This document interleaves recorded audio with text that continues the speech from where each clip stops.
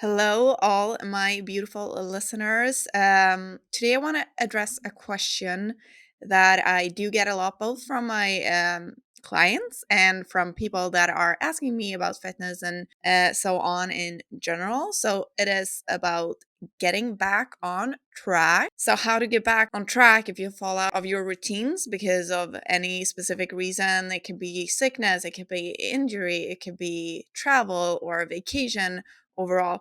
There are a few different reasons to why you might fall off from your routines, or maybe you just don't really have any routines yet and do want to get back on track and or get into it. But if you have had a routine before, but you feel like you fell off because of an injury or something else that happened in your life, there are some things that I would say that you need to do in order to get back on track. So you're not alone. I've been there so many times myself. So just so you know, I'm human. I'm not a super human that are always on track with my routines and everything. Lately, I have actually been falling off big time as well. I feel like I'm not really getting back into my routines as they used to be when I was competing. And maybe that is good as well, because maybe I do need this time to not be as strict and hard on myself. The thing is, like, it's going to be ups and downs in your life, and life is going to be more busy at times. And sometimes it's you have more time to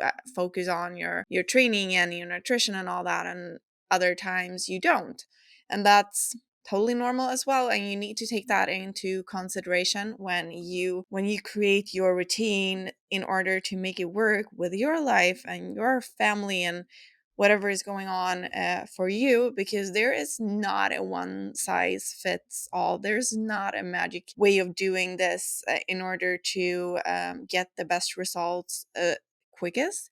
I mean, there are certain things you need to do in order to get result quicker, but you also need to take on to consideration what your life looks like, because whatever I do might not work for you because of different reasons. So that is really important. I always tell all my clients that first of all, you need to take your life into consideration when you create a plan. We can't just like throw things in there that are going to stress you out even more, because then you're not going to reach the results you're looking for, because it's all about finding a way that works for you. For myself, I know that there has been a lot of things going on in my life, and that's why I haven't been as consistent as I want to with, or I mean, I've still been training, but I haven't had the same like good routines as I have when I'm on prep. And as I said, one reason to that is because I don't have a goal as close in mind. But for me, it's important to not forget about the goal, like the long-term goal I have. It is kind of hard to forget about that. And it's always important to remind yourself why you're doing this and what your long-term goal is. Because having a short-term goal and a goal close that is within like a month or two, it's way easier to stay on track. So always remember your why. I know that I feel way better when I have my routines that I follow, and when I know when I'm gonna get my workouts in, when I know what my meals are gonna be, so I plan those ahead, when I know when what my wake up time is and my time to go to bed. Sometimes life happens and all days are not going to be perfect, and all weeks or months are not going to be perfect either. And I am trying to enjoy that I'm having an off season right now, so my life is a little bit more spontaneous and I can do things that are fun and not always be on a really strict schedule, because that is important as well. So, I also actually spoke to a friend yesterday who reminded me of one really important thing, and this is the first thing I would say that you have to sit down and think about when you want to get back on track. If you feel like you've fallen off and you want to get back on track and reach a goal you have in mind, this is the first thing I want you to ask yourself. How bad do you want this goal? How bad do you actually want it? So, first, like, grab a piece of paper, and then I want you to put down what your goal is. Be as specific as possible. Say that you want to get in shape for a wedding. Do you want to get in shape for a vacation you have planned? Or do you actually just want to get healthier? But what is healthier for you?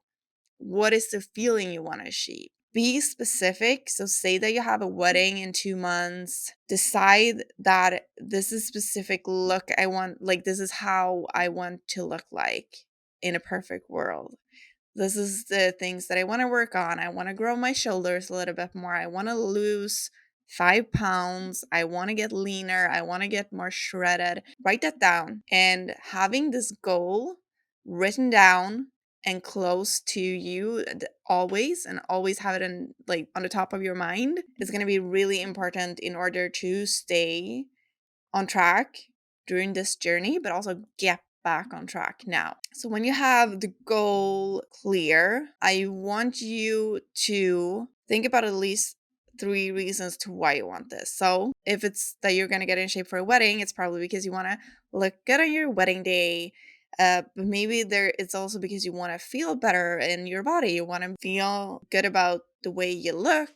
And maybe you also want to feel better overall. You want to have a clearer mind, like not feel as bloated. And those are things I feel like right now. I feel like I'm bloated all the time. And that's something I want to improve because it's not fun. And if you know and have experienced it, you can probably relate and feel the same way that that's something you don't want. And then I want you to answer the following questions. I am going to have these questions in the show notes as well, so you can look back on them. But is this a realistic goal? Is the time frame you're setting versus the weight you want to lose, is it actually realistic? They usually say between 1 to 2 pounds a week, a half to 1 kilo a week. That's a realistic goal. But the thing is, as we're not going to be like losing weight in a linear progression all the time, unfortunately. Some people do, some people don't. And women are like, we struggle more with this because of our hormones. But over the course of like several months, it is going to be about 1 to 2 pounds a week. And that's realistic. So, say that you want to lose 10 pounds in 1 week, that's probably not going to be a realistic goal. So, you might have to go back and rethink your goal a little bit. And how long will it take me to get there in a sustainable way? So, that's the question you're going to ask yourself. Those 10 pounds, say that you want to do it over 10 weeks instead. That'll be a way more realistic goal. And is this a short term or a long term goal? Make sure that you have, if you don't have a short term, make sure that you have a short term goal as well. So you have goals in order to get to that long term goal. For me, when I do my bodybuilding competition, it might be a year before I do my next show when I'm off season. And it's really important for me to try to have an off season weight that I want to sustain, and then make sure that each and every workout I put in my all, and I really make sure that I'm using the muscle that I'm training, because it is kind of harder to see the progress during an off season because you're not as lean and shredded, so you can't really see the muscle as much.